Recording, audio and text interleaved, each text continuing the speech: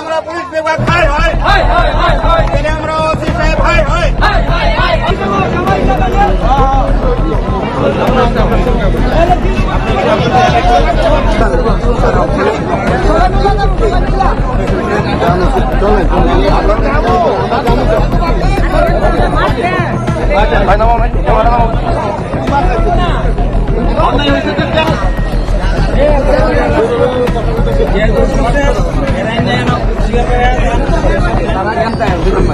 এটার কোনো প্রশ্ন নাই গরিব মানুষের থেকে তার এই দুর্ঘটনা আপনার এটা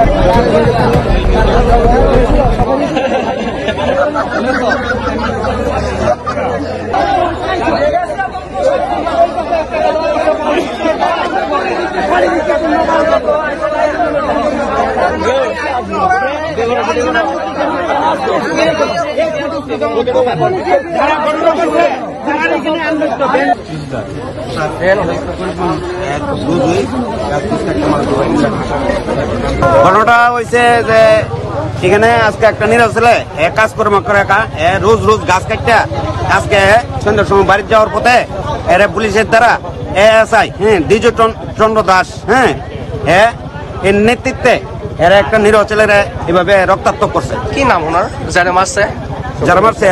স্বপন বিশ্বাস। কোন জায়গায় মারছে মানে কোন এলাকাটা? এটা গামারবাড়ি এলাকা।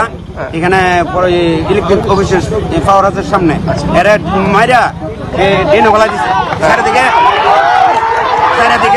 মাথা দিয়ে রক্ত বেরিতেছে। আর দ্বিতীয় আছে যে তাদের বিরুদ্ধে অনেক অভিযোগ আছে, তাইনে অনেক গাড়ি গুড়ি থামায়া মানুষ হয়রানি করে থানার টাকাও খায়। তো তেলিয়ামুড়া থানা পুলিশের ভূমিকাটা কি করবেন, ভালো না খারাপ? তেলিয়ামুড়া পুলিশের যে কার্যকলাপ আছে তাদের নেতৃত্বে দ্বিজচন্দ্র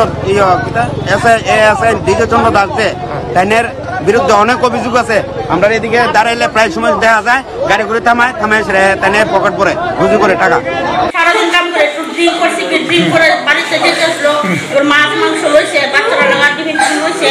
তারপরে দেখতে সময় আমি তো বাড়িতে ছিলাম, করতে পারি না, বলতে রাস্তার সময় দেখছে পুলিশে বলে মানে তাদের একটা গাড়ির মাথা বাড়ি খাওয়াইছে আর একটা লাঠি দেওয়া জুতা দিয়ে কানের দিকে রক্ত হয়েছে। এবার বলে ডেনো বাড়াইছে, ডেনো বাড়াই সারা শরীর ব্লাড দিতেছে, এবার দুলা এই লাইটতেছে সারা শরীর।